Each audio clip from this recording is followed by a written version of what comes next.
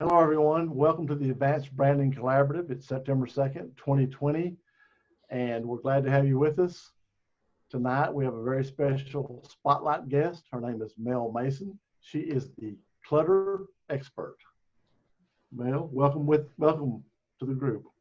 Thanks so much for having me, Roy. Great to see you again, Lorianne, and nice to see all these new faces and some people I know and just don't get to see very much. I'm excited to be here with you. Just really excited to be able to share what I do for those of you that don't know me as someone who was actually molested, abandoned, suicidal, and drowning in clutter. I pretty much realized that the outside is just a mirror of the inside. So I created a step-by-step process for helping people get free from clutter once and for all without feeling overwhelmed. And I have a book coming out at the end of September on it. We're still trying to figure out what the title and tagline are going to be, but I will have a book coming out at the end of September.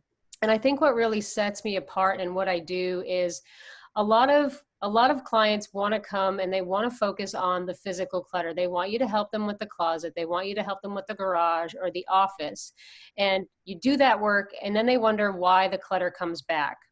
Well, there's a principle in operation in the universe called the principle of correspondence. And it states, as above, so below, or as within, so without. And what that really means is that what's going on in your outside environment is just a mirror of what's happening inside of you. So all that clutter that's accumulated around you is just a mirror representation of the clutter that's within you. And what I call the inner clutter is really all the repressed emotions, the resentments, the fears, and limiting beliefs that we accumulate along the way. Nobody gets out of life unscathed, whether you've had severe trauma or little traumas or losses. We all have stuff along the way that kind of gets accumulated. And the way that I figured this out is I was actually a really cluttered, messy kid growing up. You could not see the floor in my room. There were two paths that I could navigate, one from the door to my bed and one from the door to my desk. But anybody else looking in my room was like, you can't walk through here, a bomb went off. And my idea of cleaning anything up was shoving it under beds and in drawers and in the closet. And I wasn't someone who was just attached to stuff. I had severe attachments to people too.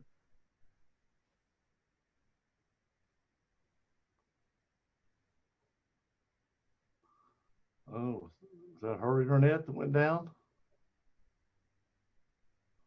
Yes, because everybody else seems to be up.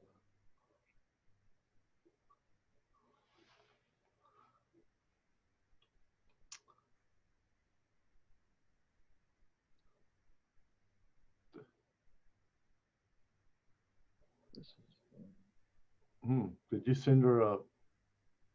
You're muted, Lorianne. You're muted. So that serves us right, because that happened to us last time. Did you send her a message? No. Oh, there. She Just disconnected. went down, so she'll probably reboot and it'll come back. Yeah. And if it's her internet, she wouldn't get my message anyway, really. Yeah, and she doesn't even live in Canada.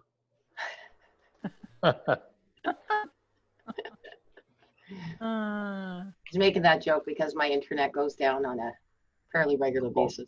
Yeah, all the time. Actually, not all the time. Roy, not all the time. Only when this is happening. Yeah, only when you're on Zoom. So. It only went down once for 5 minutes today.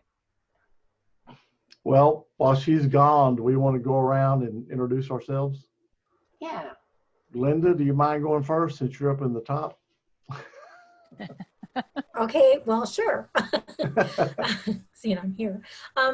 Hi, I'm Glenda Barrington, and in my work, I help women to reduce their financial stress and to also take control of their money, pay off debt, and to create a meaningful life as they do it. I believe in a holistic approach, in taking, oh my gosh, you know what? I just had one of those brain farts.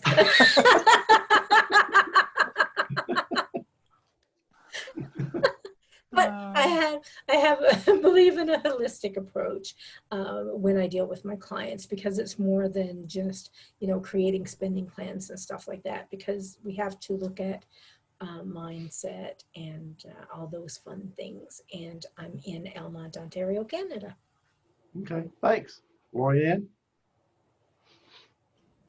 Hi, I'm Lorianne, and I am from Milton, Ontario, Canada, and I am That Gal. I have the podcast That Gal with That Guy with Roy Miller, and I'm also a master certified handwriting analyst and graphotherapist, and I'm moving into specializing in coaching people with eating disorders. Good. Jenny? Hey guys, my name is Jenny Kaltz and I'm from Brisbane, Australia, originally from Germany. Been living over here for 8 years, loving it. And I'm an NLP coach, hypnotherapist, and timeline therapist. And I help women to find inner peace and emotional freedom and to move forward in life and to find their purpose and they'll fulfill their full potential. And yeah. And I'm actually really interested in this decluttering because, like, I basically grew up with a mom who was like this, you know, who had stuff everywhere, couldn't, you know, get rid of things, was very emotional, attached to things. And that sort of, you know, went on to me as well. Not as bad as she is, but I'm still struggling a bit with that. So it's really interesting for me to hear that. Yeah. Okay. Mel's back. You're muted. You're muted. You're muted, Mel. Okay. Okay. Yeah, for whatever reason, the internet in my house went off. So we're on my phone now. I can get on my phone. Thank God for cellular. Oh my goodness. Sorry about that. It's okay. Stuff happens. Yes. Did you want me to pick up where I left off? Sure. Okay. So not only did I, you know, walk into his house and discover his body, but I became the inheritor of all his belongings at 15 years old. I had to then figure out what I was going to do with all of his stuff, what I was going to keep, and who got what. And as you can imagine, being 15 years old, that pretty much just sent me into a downward spiral. I was actually not expected to make it to my 18th birthday alive. And I got kicked out of my high school for being a danger to myself and others. And they pretty much told me that you can't come back to school until you get intensive therapy. You kind of need some help. And that looked like me going to live in a residential treatment center for the next 1.5 years of my life. I spent the 1.5 years living in this residential treatment center, away from my family, away from my friends, living on the same property, going to school on the same property. And it was that alone was traumatic in itself. But what happened there was something that would absolutely radically change my life. It was there that I was introduced to yoga and mindfulness. And in a nutshell, yoga and mindfulness taught me how to come home and be present in my body for all of that inner clutter, the repressed emotions from the traumas and losses, the resentments, the fears, the limiting beliefs. And what happened as a result of being willing to be present for all of that inner clutter was that I got what I call organized from the inside out. And it was pretty much by accident because as I was saying, I didn't care about the clutter in my life. I just wanted to die. I wasn't expected to make it to my 18th birthday. But as a result of practicing yoga and mindfulness, what started to happen was without knowing it, I was actually making space inside of myself.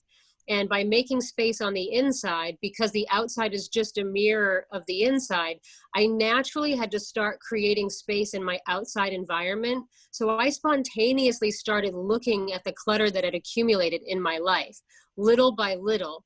And I went from being someone who was a cluttered, messy kid to within a really short amount of time being someone who loved to have order and loved creating order out of chaos. Now, I didn't get through all my clutter in a really quick time, but the inside shifted to those behaviors. It still took me about 10 to 12 years before I finally got through all of my clutter, but I immediately had this shift from the inside out. And the reason why that happens is pretty much we have what I call this, pretty much, we have this channel of energy that runs through us. We are all born with the same access to the divine flow of abundance and access to happiness and abundance in every area of our lives. It's kind of like we have this big open drain pipe. And as we accumulate the inner clutter, it starts to act as sludge on that pipe. And we just close down the tube, just like, you know, clogged pipes in your home. Well, bringing your presence to your life is like putting liquid Drano down that piping and opening it all back up. Now, that divine power of the universe, just to remind everyone, it created order out of the Big Bang. So if it can organize the Big Bang into planets and all the stuff that it did, I think it can create order in your life. So when I hear my clients say they don't have the organizing gene or they just don't know how to organize, I call bullshit. Because the minute that you start putting this into practice, something changes inside you and you just naturally want to start to create order in your life. So what I tell all my clients is the only requirement for you to get free from clutter is your presence. You must bring your presence to your life. And I do it through a simple process called allowing the now, which is simply just bringing your presence to your life without any judgment, without trying to change anything, and just sitting still and being with yourself, whether you're just noticing what your hand feels like on your chest, or what your breathing feels like, what it feels like to just breathe in your body, or what it feels like to just sit in the chair. And doing that for even just a moment starts to make space. And the more that you do it, the more space you'll make inside and the more space that you'll have outside. So if you want to keep the clutter from coming back, start from the inside out. Thanks so much for letting me share. Wow. Amazing. Thank you. Yeah. Wow. Okay. That was excellent. Thank you very much. Yeah. My pleasure. Thanks for having me on. You bet. Okay, Renee, do you mind? No, I don't mind. Thank you so much, Mel. That is really eye-opening. You know, Jenny was mentioning, and same here. I mean, there's been some, I guess all the emotions are inside of me and they've been coming out this way. But as I was mentioning last week or the week before, I'm really starting to make things clearer and focus, you know, so working on that. So thank you. This is really eye-opening. I appreciate your words, Mel. And yeah, I'm sorry about my kitten that just, decides to take her bath right there. Right to mine. Hide my cat. Okay, so what do I do in my business?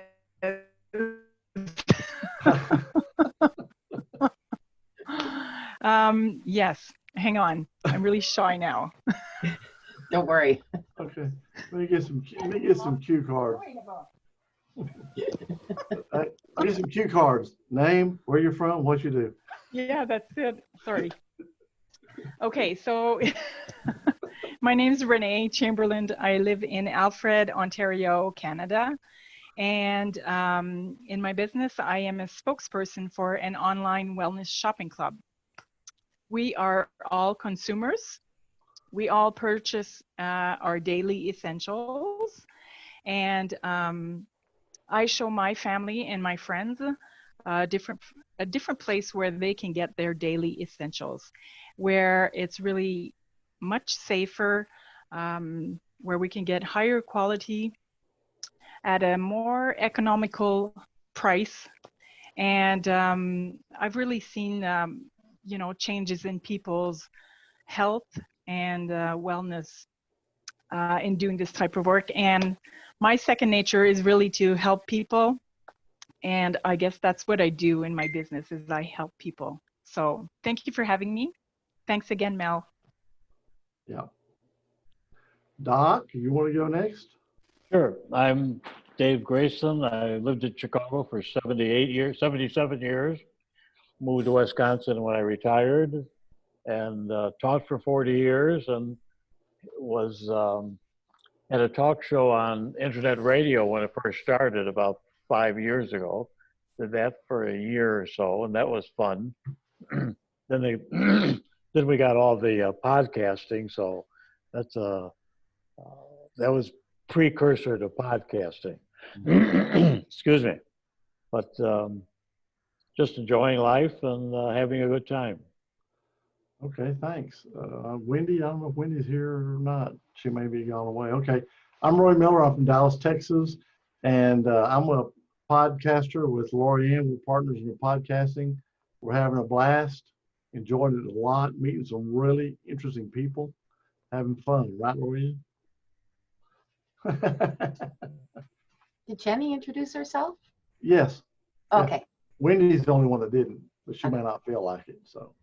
Just quickly, I do have to say, because, you know, for those, well, you mostly know, I know the one person who didn't, but Dave, Doc, you always forget to say that you are like an expert in handwriting as well. He's like the best. He even has done presentations there, and he's written a book on it too. So there you go. Yeah. Yes, and he's also very punny. Yeah, very punny. Very funny, yes. Yeah. That's from pumpernickel bread. Yeah. So now we're doing open forum, right? With experiences. So. Yeah, we're just going to be talking about how 2020 transitioned your life, whether it's in business, whether it's in personal. Anyone wants to start? Anybody want to share that? Okay, I can start. Okay, go ahead. All right, so basically what I'm talking about for transition, I was obviously laid off from the automotive industry. And once I was laid off for a few months, I realized, and terminated, but it was like a mutual thing, is that I really didn't like to do it because it was immoral. And I had enough time to think, you know, like that was one thing that happened, is what there was a lot of self-reflection. And in the automotive business, I just felt like it was against my moral standards to be telling people certain things that they probably didn't really need in their car, but you had certain quotas to reach. It's not that they didn't need it, but they probably really didn't need it right away. But I couldn't say that to them because I had to follow the guidelines, and I had to reach my quotas, and I never felt good about that. I decided when I get back in there, I want to do something that's satisfying for me mentally and, you know, physically. And I think that that's really important. So that made a big difference. Now, of course, the other transition is from making reasonable money to making none at all. So that's something that I have to, you know, work with as well, but we're working on it. But that's been the tough part of the transition. But the easy part is I don't want to go back to that. Lorianne, as a woman, how were you accepted in the auto industry? It's turning around. In fact, at one point, there was all of the service the service area was all women. So the manager was women. We are 3 service advisors. However, funny enough, we noted that as the one manager left, a male manager came in, and it started becoming male. And now where I used to work, it's all male. So you're more accepted now, but it's still very male oriented. But the women enjoyed coming to me. They felt more comfortable. Yeah. So. Yeah. So I guess everybody here has maybe Jenny. I think you're still working for someone else, correct? Renee, you're not anymore, are you? Oh, you still are? Okay. All right. So do y'all feel the same way that Lorianne feels, that, you know, it's a male-dominated workforce? Well, I'm in the female-dominated workforce, like nursing, care. There's a lot of guys that are nurses. Well, not in the States, really. well, in the States, I would say at least probably 80% are female. Yeah, but there's quite a few men in nursing in the States. Oh, okay. Yeah. All right. That must be different. Like here and also in Germany, it's mainly females. No, there's a lot of guys in nursing here. Okay. Oh, that's good. Yeah. That's good. And in like in Germany, it's more like you find more males like in mental health and these kind of areas. But like normal in the hospitals, hardly any. Like when I did my nursing training, we had one guy in the class. one guy and 29 women. You must have loved that. Yeah. Well, here in the States, they're called RNs, registered nurses. So Yeah, RN. Yeah, they called this here. Yeah. yeah. So Yeah. and there's quite a few. Quite a That's few. good. Yeah. Where Yeah, I'm I at, never we're probably about worked 80% with males women because and they're sort of 20%. balancing. Hey, sorry? What did you say, I'm Don? just saying where I am in the nursing home, we're probably about 80% female and 10% male. 20%. Yeah. 20% male. Yeah. Interesting. I know my mother-in-law is in a nursing home, and she's kind of, I'd hate to be her caretaker, but anyway, but the guy, there's two guys there that just, she does perfect with them. I mean, they're really good with her and all. Everybody else, she's combative and has issues, but yeah, there's two guys there that really get along with her real well. They can get her to do stuff that nobody else can get her to do. So it's So interesting.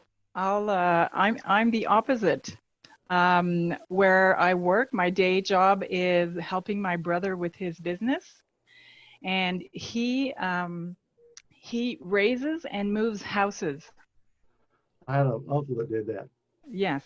So I'm in a male-oriented, how do you say that? Industry. Thank you.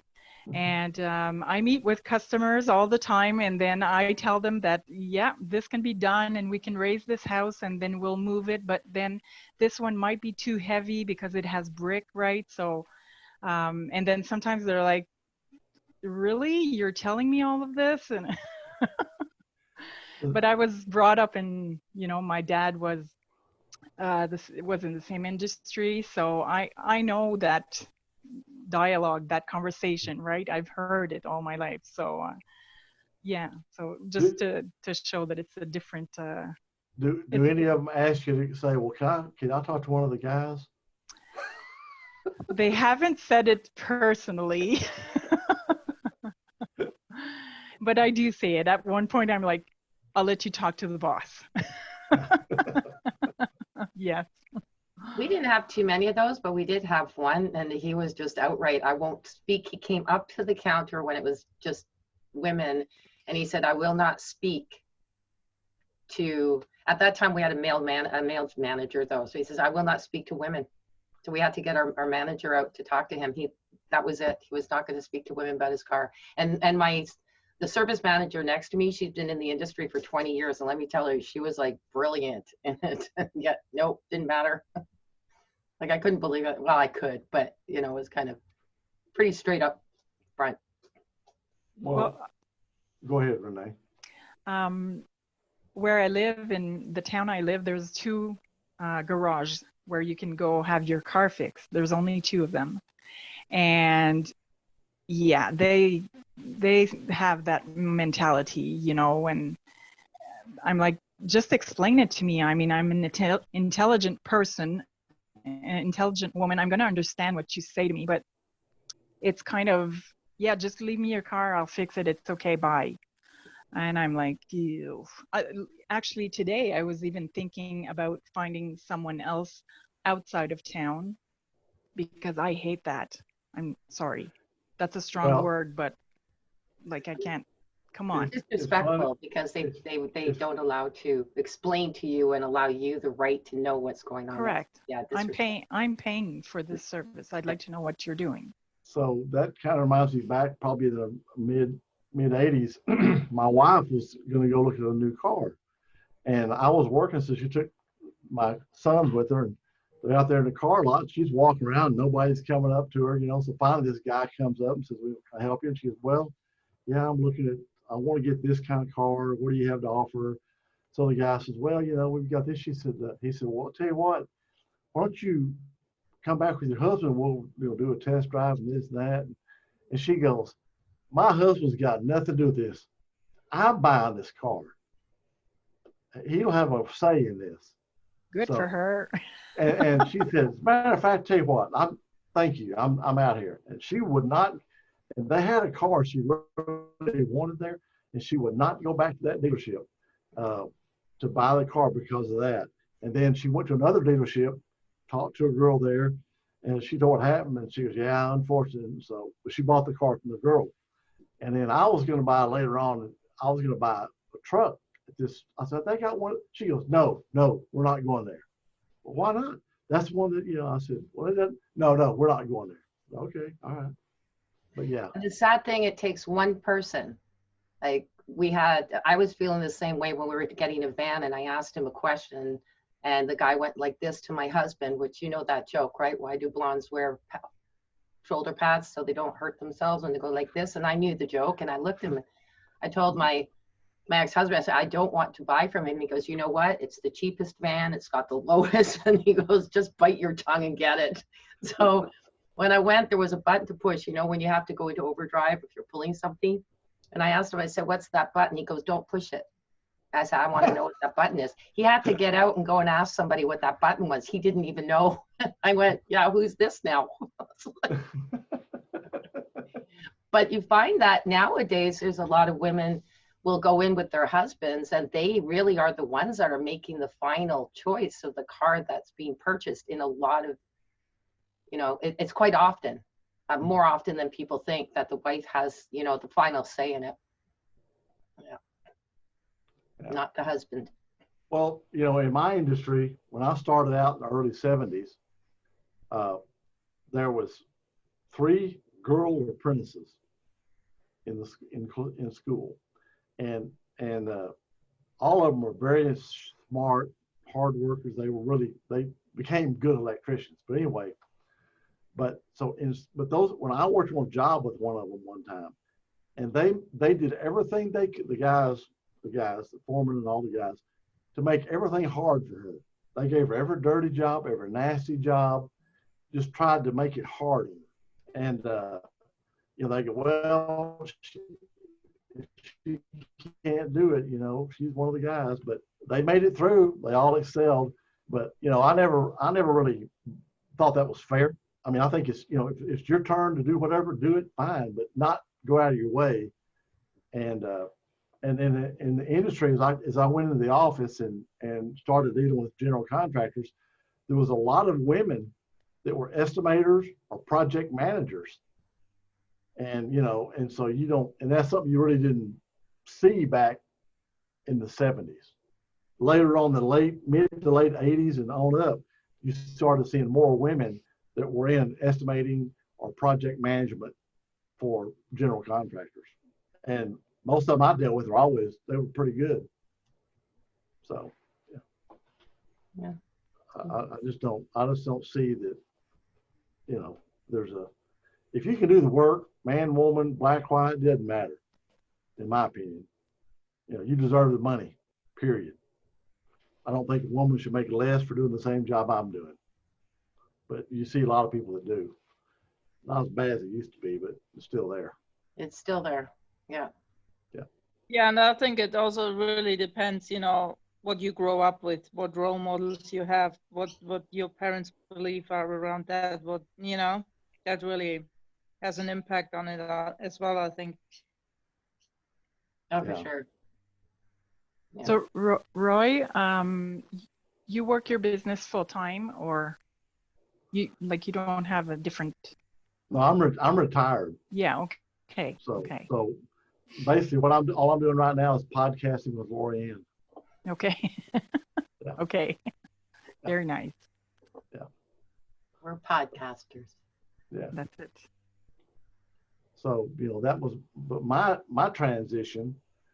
Well, I don't know if you'd call it a transition, but once COVID hit, when you really couldn't do anything, I've been I always work so much that I put off doing stuff around the house. I'll do it, whatever. So once COVID hit, I started doing stuff around the house that Barbara's been asking me to do forever. So we've done a lot here at home that we kind of let go. Or I say we, it's me, but anyway, so that was a good thing. One of the good things of COVID for me is I've been able to get a lot of stuff done that I've been putting off, and I feel pretty good about it. And when we did the podcast interview with Mel, you know, I kept everything she said. I kept saying, "You're talking about me. You know, you're talking about me." It was all hitting home to me. So, That's the other thing too, when you're home, which I've been home for a while, the more I look around, the more clutter I realize I have. Like I decluttered huge about, I guess now it's almost 10 years ago. I mean, going from 24,000 square feet, like 2,400 square feet, I wish 24,000, 2,400 square feet with a garage, we were talking about that, to 600 square feet. Like, and that was crazy, but it felt so good and freeing. But then I went a little bit, then I went down to 400 and got rid of more stuff. But then I moved into 1,100 and now I notice that things are coming back in again. Oh no. well, one thing we did when the kids got married, every time we go to their house, we'd take a load of stuff to them. What? I don't need this. Well, neither do we. What do we do with it? Not my problem. Yeah. That's the problem though. I had this problem with my mom because she used to send me like literally a big parcel every like 1 or 2 weeks, and you know, with her it's really like she takes it emotionally when I say I don't need it. She thinks I don't want it because it, you know, whatever, I don't love her or whatever. She just, you know, makes up this whole story about it. When I say, you know, I just don't need it because I just don't want so much stuff around my house. And she doesn't really understand it. She just takes it on an emotional level, you know, that I don't want things from her because I don't love her or whatever she thinks, you know. Yeah. So that made it a bit hard for me. But eventually she can't send anything at the moment. It will because of COVID anyway. So good to last couple of months. And I definitely feel a difference because, you know, I've got literally like so many clothes. I started giving them away to people because she wouldn't stop sending it. I just, no matter what I said, she wouldn't stop it. So I just gave it away to other people.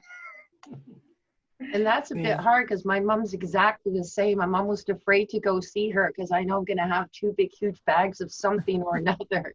And I love it. But, and she goes, well, give it away to Salvation Army if you want. But then now I'm stuck to, you know, go and to bring it to Salvation Army. And then her beautiful dresses that cost my dad like $1,000 or something. I have them in my closet. I'm never going to wear them, but I feel bad about throwing it out. And I thought, just bring it to the Salvation Army. Someone will love that, you know. Yeah. But I don't want her to, you know, spend her money on it either if I don't need it. I would just like to spend the money on something she wants to do. You like, you know, go somewhere on a holiday or whatever. But yeah, if that's her choice, nothing I can do really. So Wendy, how much stuff of your daughters do you have?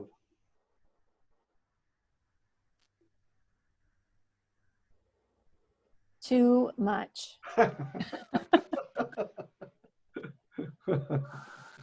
Yep. But she's in Florida, and so it's not feasible for her to have it right now. So if she moves closer to home, though, she's gonna get it. She's gonna get it all. Because I'm only gonna be here and where I'm at probably for maximum of another year, and then I'm gonna be moving. And so when I move, she either needs to get the stuff or it's out. Are you going to Florida? No, Oh. no. I'm just gonna move out of the town I'm in and into the bigger town next door. Oh, okay. Because I work there, so it doesn't make sense to continue to drive back and forth every day. Yeah, if I'm still working at that point, which I hope I'm not, but. So We'll see. if you can get your course and everything going, you'll be working from home full time, right? Yes. Good luck with that. Thank you. Yeah. So Doc, did you have any clutter to get rid of when you moved from? Well, the best way to get rid of it is to move. Yeah. You have to. Yeah. And then you wonder why you kept all this stuff. And now I keep thinking, well, if I only had this now, if I only had this now, if I only had this now. So, yeah, 6 of one, half a dozen of another. Yeah, that's why we haven't moved. The thought of moving scares us with all the stuff. And of course, all I have here is one little cabinet. Yeah. It's almost nothing. Yeah. Yeah. So we Did you have like a big house before, or? Well, I lived for 50 years in a house. Yeah. But I still have room for my Hershey bars. I always keep room for that. Diabetic or not, every night I have a Hershey bar because I figure I'm gonna die with a smile on my face. Yeah. But you know, we started remodeling our house in 2005. We started going through our stuff, and seriously, we had books that I read in the 70s that we still had. There's no way I was going to read them again. And I mean, as we go through that stuff, it's like, why do we have this? Because it was back in a room that we didn't ever use, and you know, so yeah. So a few of us need to follow Mel's link or read her book or something.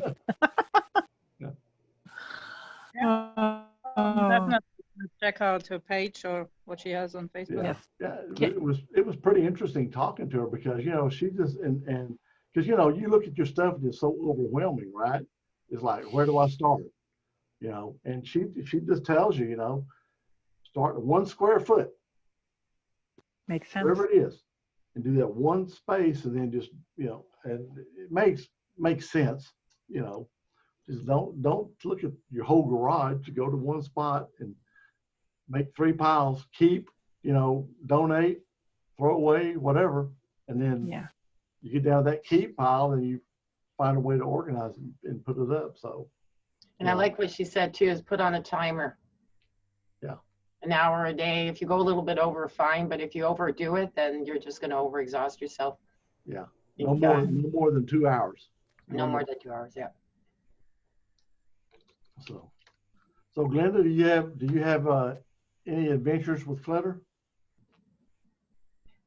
in your We moved in last September, a year ago. So we got rid of some stuff. We just had to move things around. I don't personally think that we have a lot of stuff, but if you spoke to my partner, he'd tell you a whole different story. But I could really stand to you know, get rid of some things.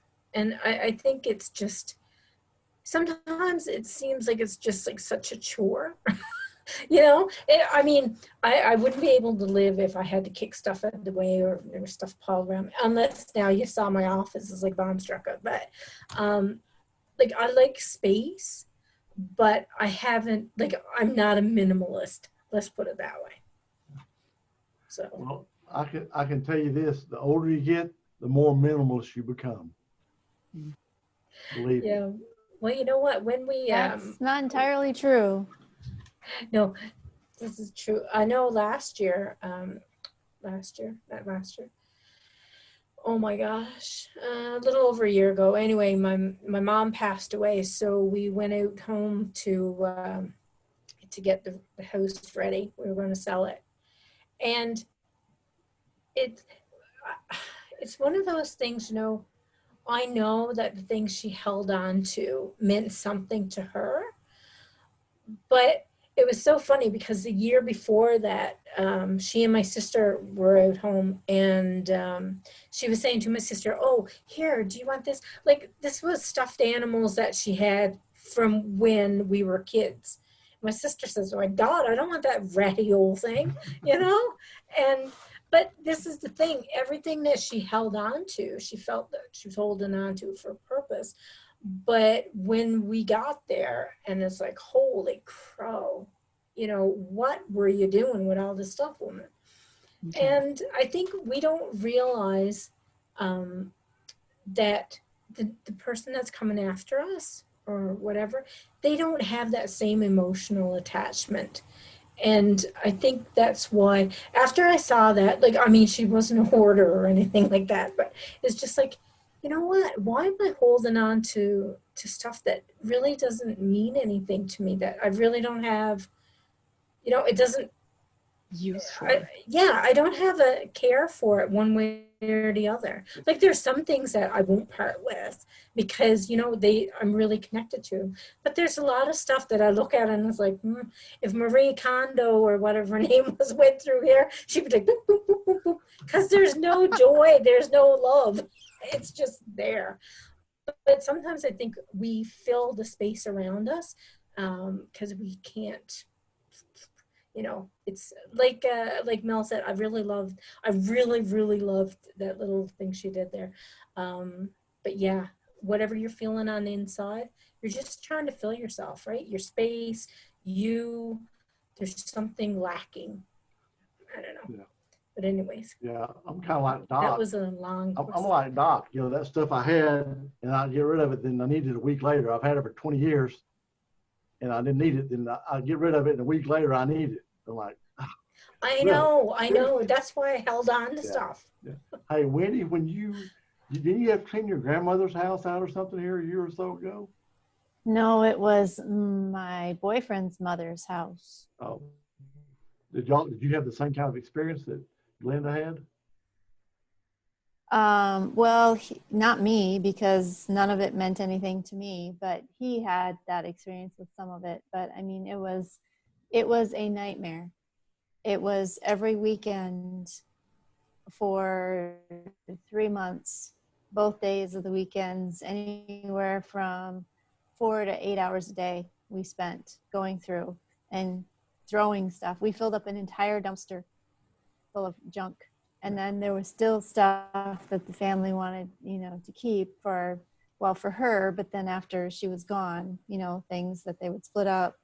And then we had stuff to sell also. Yeah.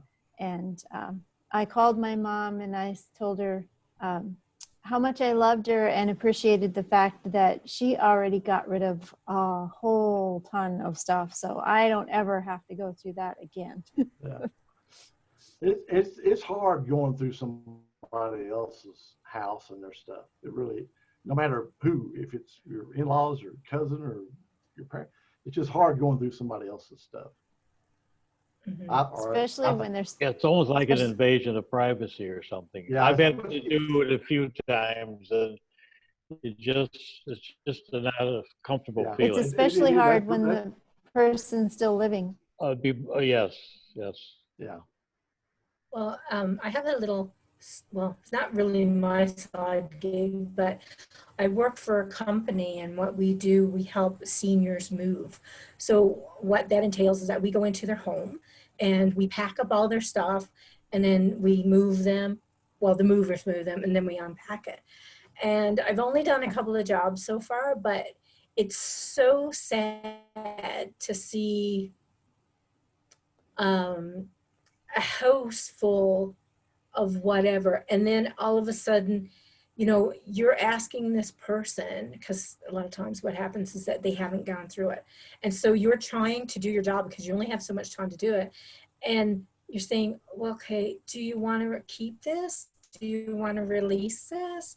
Because a lot of times they're moving from their houses or their apartments down into one bedroom, and they don't have the time to mull over it, you know, and you don't want to be throwing their stuff away, but you can tell when they have the emotional connection and they want to tell you broken because this is something that meant so much, and now it's off to Sally Ann or wherever, right? And it's just, yeah, like the last move we did, the woman, she had like a 3-bedroom condo. Holy crow. You wouldn't think that you could chinch so much stuff into a place, but like it just kept more and more and more and more and more. Like we had at least 20 boxes of stuff just went to What's that old adage is proved, one man's treasure is another man's junk. Yeah, because even the kids don't want it sometimes. No, many times don't. Yeah. Right? And that's the thing. That's, you know, we have that attachment to our stuff, but someone else might look at it and say, what are you hanging on to that for? Glenda, when you were saying about that, we had a little townhouse, and then we moved into a house. When we took all the stuff out, my ex-husband said, boy, can you ever zip a house? Like it was, he said he didn't even realize we had that much because I could organize it. So, you know, we unzip it when we move, right? It's like a file. Yeah. It's almost like that insulation. You open it up and there's Yeah. We're all going to leave this conversation in a real happy mood, aren't we? And speaking of which, we are at the top of the hour. Yeah, I was gonna say it's Are about we time already? to Wow. wrap it up. So, anybody have any final thoughts? Nope. Well, thanks everybody for coming on. You know, I enjoyed tonight. It was fun, I think. It was. And Mel's story was pretty incredible, I Mhm. thought. Mhm. Well, it all made us Yeah, think, definitely didn't it? something to think about.